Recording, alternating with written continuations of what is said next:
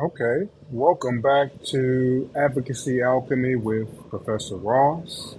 I am Professor Ross, and let's view a video that can help us understand how to deal with a difficult witness.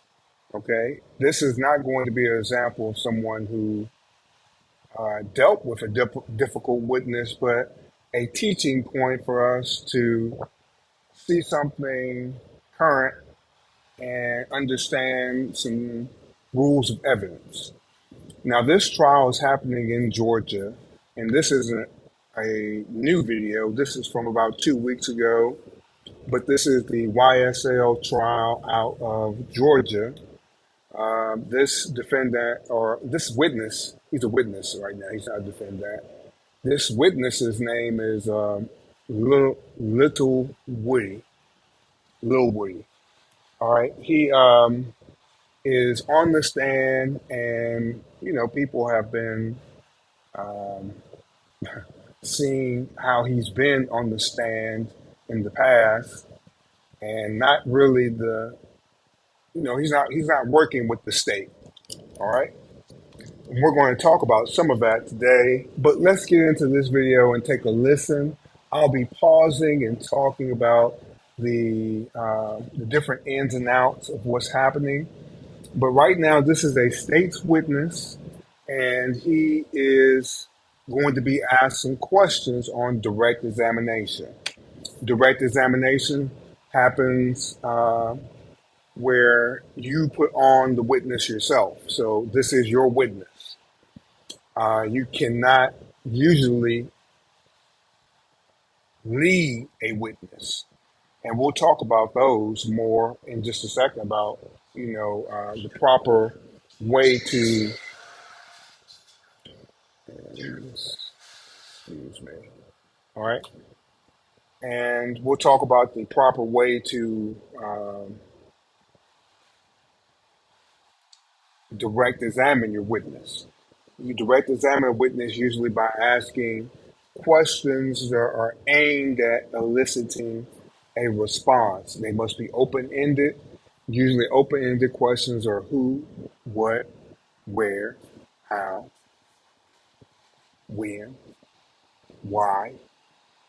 Those are questions that elicit a response where you're not leading a person to what you want them to say. Now, you can set foundational questions like saying, on February 12th at 2 p.m. in the town of, what were you doing? And that's how you will set up a foundation for where you're at to sort of guide a person's memory. Key thing here, memory. All right, let's get into it and let's hear what Lil Woody has to say. Mr. Copeland, do you know a person by the name of Shell Cal? I recall. I said you don't recall if you know someone by the name of Shell Cal? Should answer your question. Sustain. Do you recall speaking with law enforcement about an individual that you know by the name of Shell Cal? I recall. Okay. Let's pause for just a second for anyone who's listening who's not from the South. You might not understand, but they're using street names. So the person's name, it sounds like in the transcription, did not catch it, but it sounds like he's saying Shell Kale or Shell Cal. So it's some sort of street name or a nickname that a person has, just like his nickname is Lil Woody. Um, when Woody may be his last name, or it could be some rendition of his first name, or it's not, because say his name is Kenneth Copeland. He goes by Lil Woody.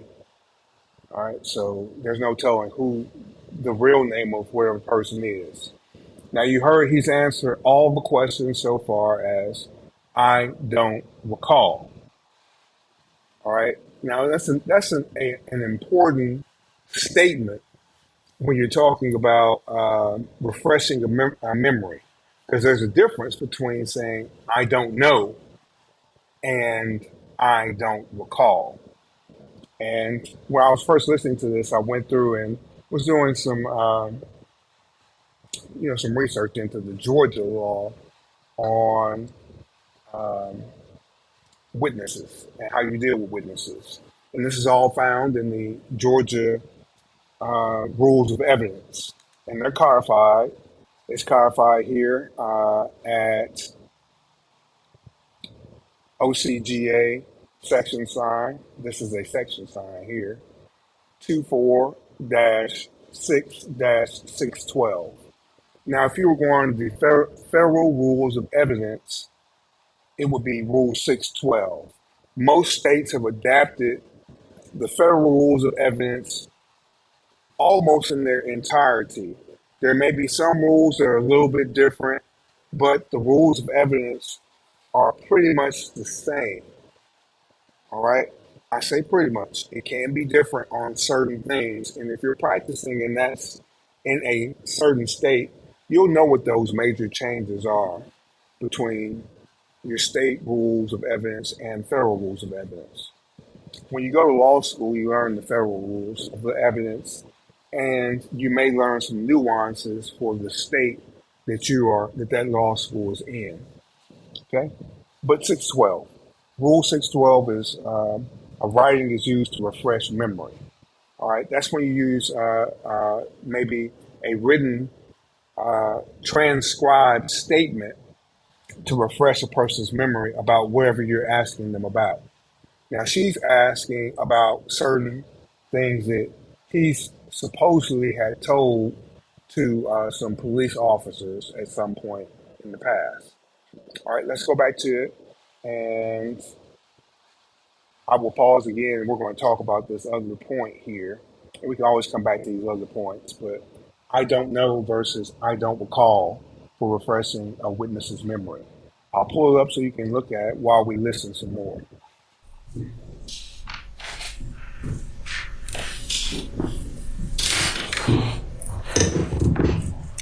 I want to go back to December of 2014 and into January of 2015. Were you present at a gambling house in Lakewood when the shooting occurred? I'll recall. Okay. So we're asking about a time period 10 years ago, maybe 9 years ago, 2014, 2015. This is just from a couple weeks ago. So we are squarely in 2024. So we know we're talking about 10 years ago, 9 years ago. All right. She asked, was he present at a gambling house? That's what she said, gambling house where a shooting occurred. His answer was, I don't recall. Once again, that's different than I don't know. I don't know. And this is all based on the Georgia evidence, but this is pretty general information too. See, when a witness says, I don't know, the meaning is the witness is unsure or lacks knowledge about the specific fact or event in question. All right, saying, I don't know about an incident that occurred in 14 or 15 where a shooting happened at a gambling house. Okay, that's different than saying I don't recall. And we'll get to I don't recall in just a second. But let's look at the implication. The implication of the phrase "I don't know" is that this phrase does not necessarily indicate a lack of memory, but rather a lack of certainty of awareness. It may suggest that the witness never knew the information or has forgotten it over time. So there's a vast chasm here where you could say a person had either never knew the information or they simply forgot it. I don't recall. The witness acknowledges that they have forgotten the specific fact or event. Implication: this phrase indicates a lack of memory and is a key step in the process of refreshing a witness's recollection. All right. Also, it suggests that the witness once knew the information but can't remember at this very moment. All right? This is a key phrase when you want to be able to put in information for a person to remember or to get information in about what a person said before to show an inconsistent statement. Once again, this is the state's witness. So a bunch of things have to happen before you can determine that this witness is adverse and lead the witness where you want. Let's hear what Mr. Copeland has to say.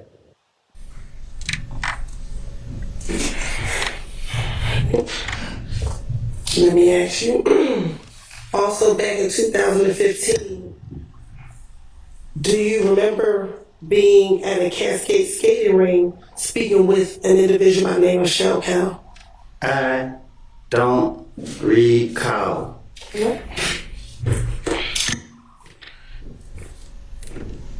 Back in January of 2015, do you recall being at a Club Crucial and getting into a fight with an individual by the name of Shell Cow?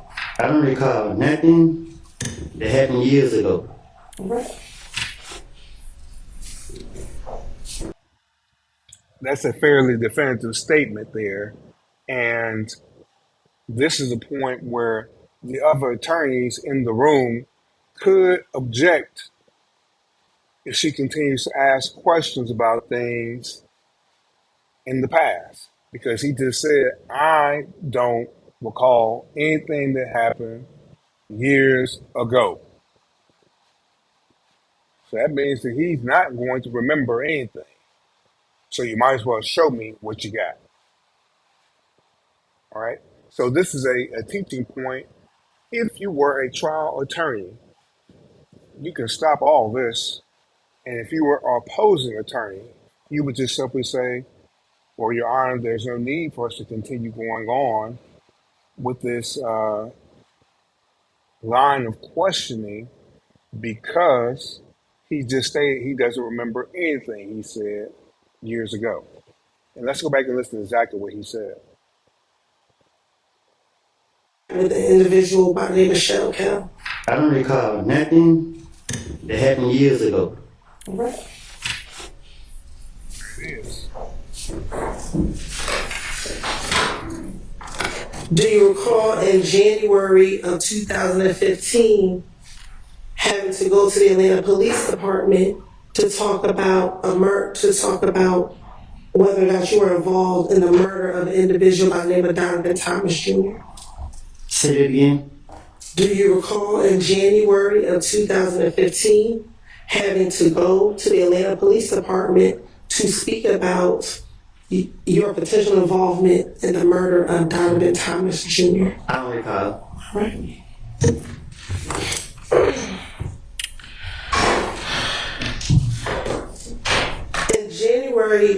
On January 11th, 2015, did you go to the Atlanta Police Department at about 3 o'clock in the morning?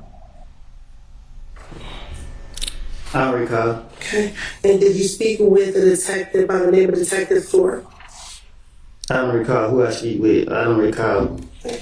And during that interview, did you go down there to speak with him about the murder of Donovan Thomas Jr.? I don't recall who I spoke with. Okay. And in that same interview. All right. So remember, we said there's a difference in saying, I don't know and I don't recall. And that difference can be great, especially in this situation where you're saying, I don't remember. That's basically what it's saying, I don't recall versus I don't know. I don't know is so vague because it leaves the place to say that I never knew about anything about that. So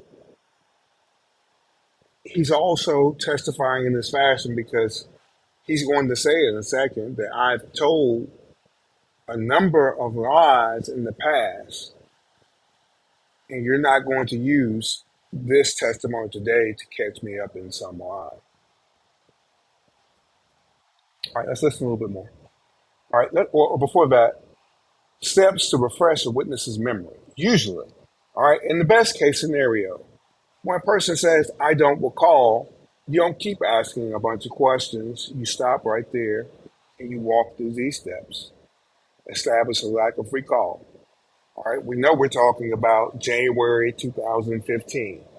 All right, if she has an interview or she has these three incidents she's talking about, because I've heard about a gambling house, I've heard about a skating rink, and I've heard about him going down to a police station to talk about a murder.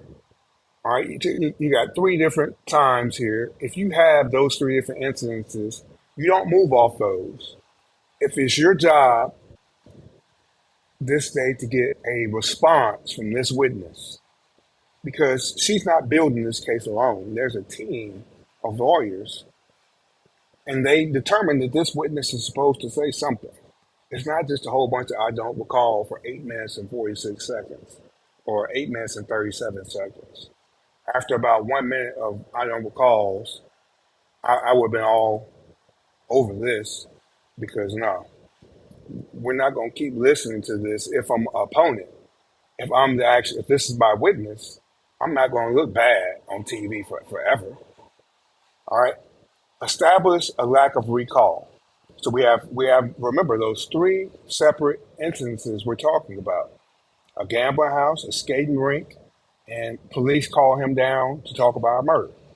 The witness must first admit they do not recall the specific information.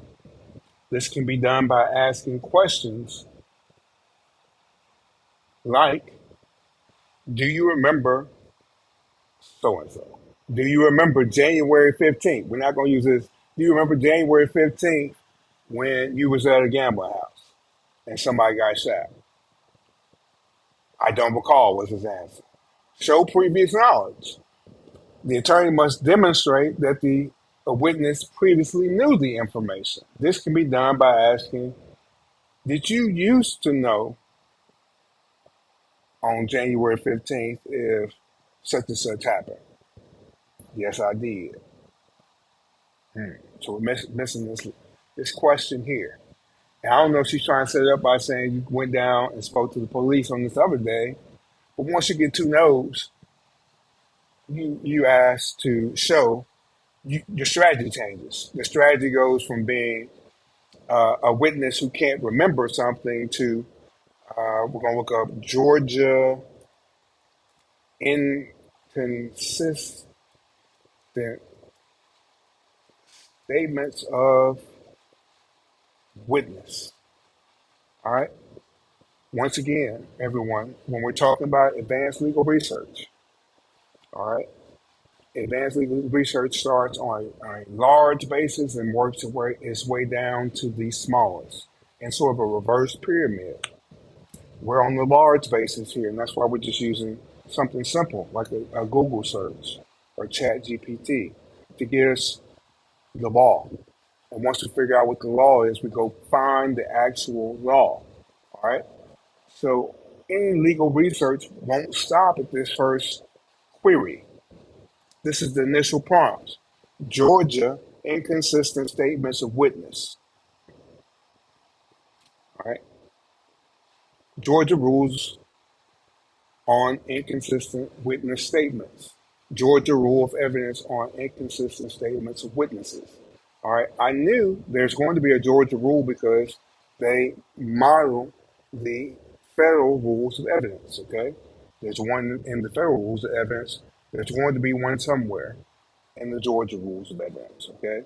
In Georgia, the rules of evidence address how to handle inconsistent statements made by witnesses. Here are the key provisions. 607. All right. That's the key thing.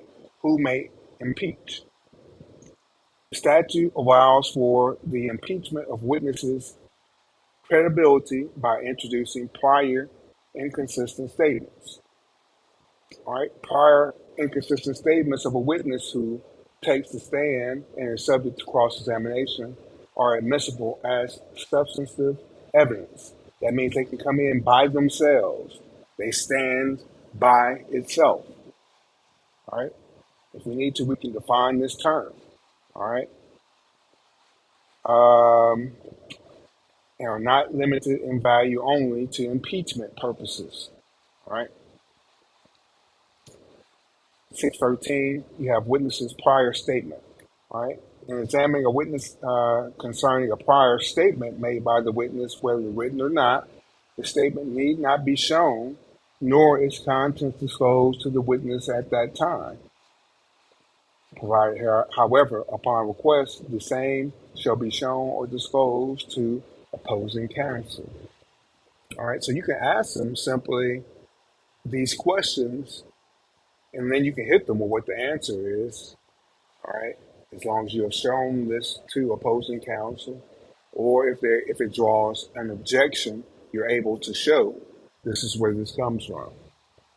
All right, extrinsic evidence of a witness's prior inconsistent statement is admissible only if the witness is given the opportunity to explain or deny the statement, and an adverse party is given an opportunity to examine the witness about it, or if justice so requires.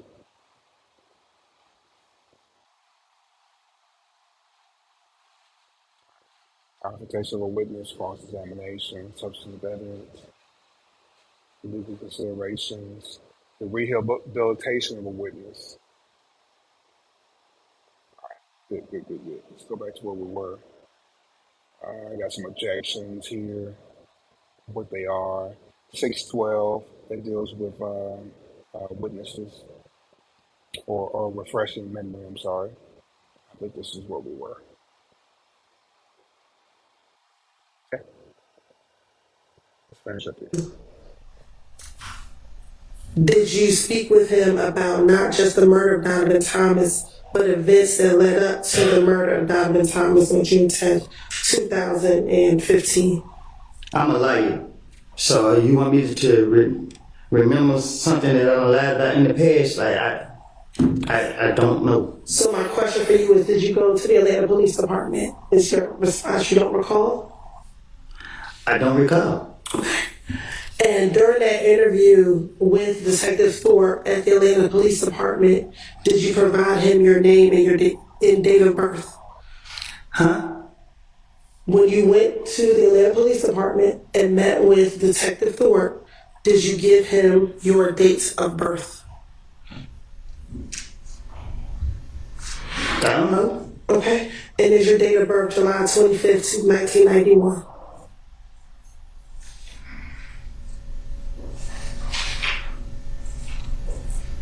What is your date of birth July 25th, 1991? Some of it's comical in and of itself. All right, I'm going to put this link where you all can get right back to it. But she's asking him straightforward, what's your date of birth? And she gave him a date of birth. He had to think about it. I don't know if he's trying to think about whether she's trying to trick him into something else, but if he answers the question, it'll open the door for him to start answering all questions, and it doesn't, okay? But just listen to what he says. I think. Okay. And during this interview, did you tell Detective Thorpe that you also have a middle name of Xavier? I don't know what I told. I don't remember what I told him. I'm not trying to say the wrong thing so y'all can lock me back up. All right. Well, just bear with me. We're going to go through that interview, okay? Objection to the commentary. Now, Regarding the commentary by the witness. Now, during the interview, did you speak with Detective Thorpe about the issues you had with a person by the name of Kel? I don't recall.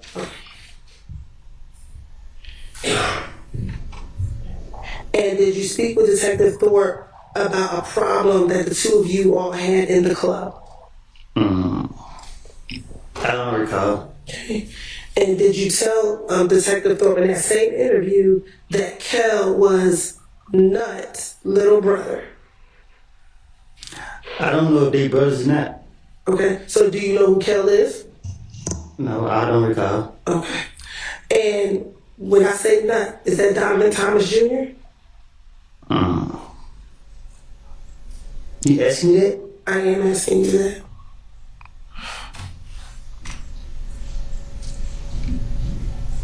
Say it again. Sure.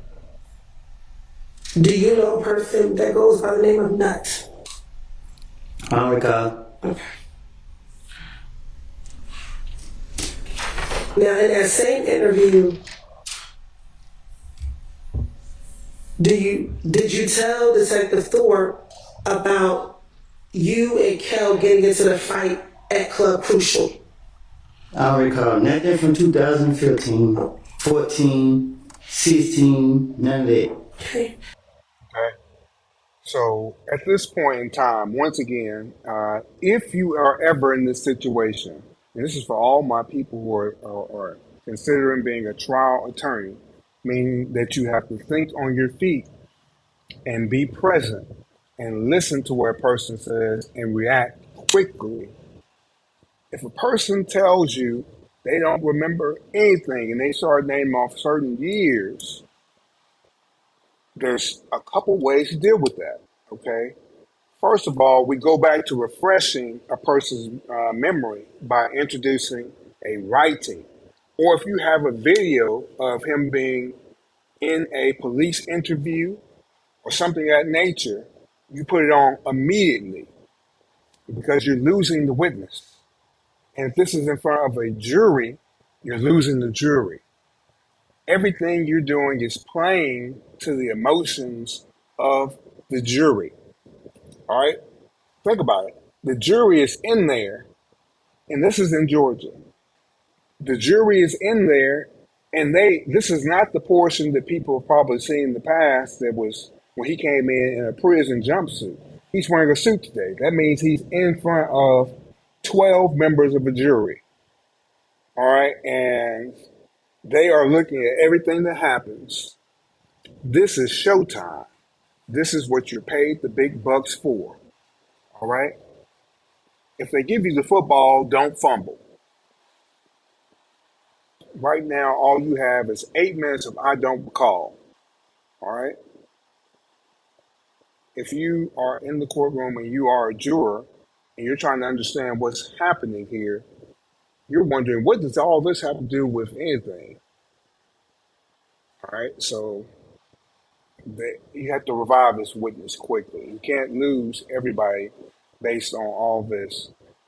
If a person were to say, I don't recall, and they give off certain years, and they're just about 3 or 4 years in a row there, then you would ask them something simple as,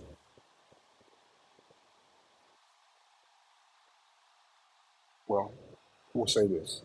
The first thing is always to bring the writing or the video.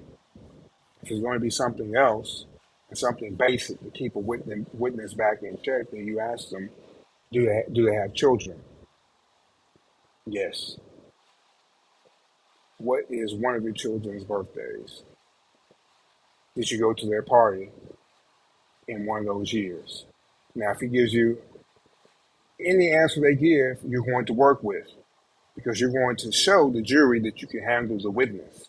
If he says, I was in prison then, oh, so you do remember something. You remember being in prison, all right? Who was your cellmate in prison?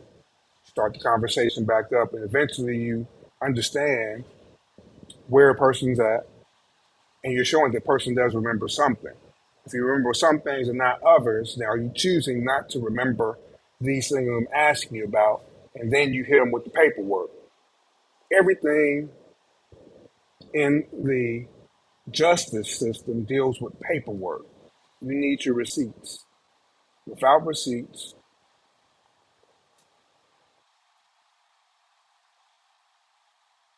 you can't hope to defeat any of the obstacles. Without receipts, you can't eat. All right, so let's hear what Mr. Copeland is going to say. And during that same interview, did you tell Detective Thorpe that you and Kel had been in a beef for maybe about no longer than 4 months, and this was back in 2015? And he's still alive? My question is, Did you tell Detective Thorpe that you and Shokel at that time in 2015 had a beef and it was probably going on around 4 months at that time?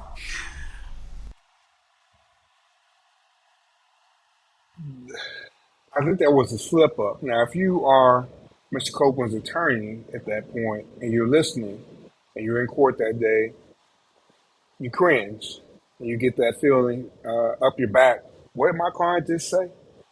Listen to this one more time. Listen closely.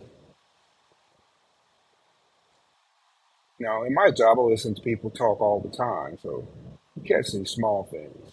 Listen closely to what he says. Tell Detective Thorpe that you and Shokel at that time in 2015 had a beef and it was probably going on around 4 months at that time.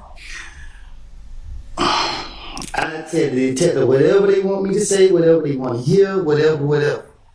So if I said it to him, I said it to him. I don't recall what I said to no police. Okay. And during that same interview, did you tell Detective Thorpe that whenever y'all were in the club, y'all would initially just throw up birds at each other?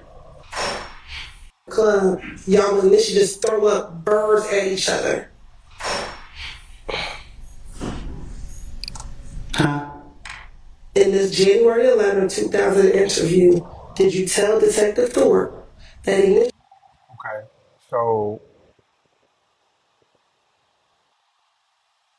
never go back in time even further. She went back to January 2011. He just said he doesn't remember something from 10 years ago. So now you go back 15 years. Makes no sense. Initially, when you and Shokel were in the club, y'all never really fist fought. Y'all just would throw up birds at each other. Like I told you before y'all called me to trial, I have lied. I made things up. I told you this before y'all brought me in this courtroom. And I'm telling you now, you asked me about 2015. I have got my life together. Y'all trying to put this on my conscience. Y'all trying to put people's life in my hands. I don't lie on people. I don't want to be here. Y'all have pressured me. I'm tired of y'all, because y'all know y'all are wrong. And y'all black people doing this to us. And I understand that. Leave me alone. Let me leave. Man, y'all piss me off. Listen, I don't recall nothing I said to no police. Stop asking me these questions. I'm telling you, I don't recall. I understand, but we're going to get through the questions. You can just continue saying you don't recall if that's what it is. That's what you want me to say? Do you swear the testimony? Okay. All right. So once again, and we'll go back to that one. Good morning. Mr. Copeland. Okay. Once again, that was from 11 Alive. I think this may be the news station out there in Atlanta.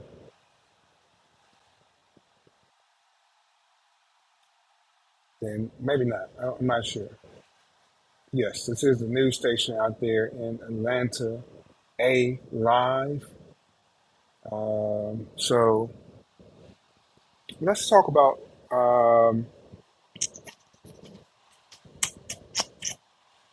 Let's see, is there anything else I want to touch on with that video?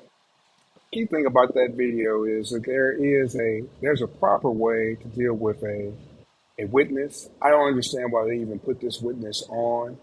He has nothing to offer if that's all he's going to say is I don't recall. Unless they have a way to catch him up later on, I would never put that witness in front of this jury. Now I understand that he's probably under some plea negotiation that allows him to have immunity on some other cases as long as he gets in that stand and says whatever he's going to say. But I wouldn't even want I wouldn't even deal with that witness at all. That's a bad move. Okay. All right. But remember, whenever you see real life court footage and people are in their suits and their Sunday best, that means that they are actually there and it's go time. The actual jury is present. All right. He said at the end of this, he doesn't want to have anyone's lives in his hands. He told them beforehand that he's lied before and that he doesn't want to be involved in the process. He's been pressured to be there, and he all he's going to say is that he doesn't recall. All right, but this was another lesson from Advocacy Alchemy with Professor Ross. We'll deal with some more videos of this nature because apparently Mr. Copeland has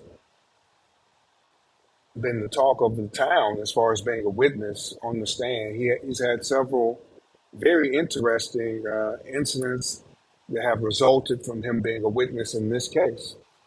So we'll take a look at some more of those and we'll see what other rules of evidence are brought out based on this one witness being on the stand. All right. So with that, this is Professor Ross. I want you all to have a good evening. And soon we'll actually have some live classes.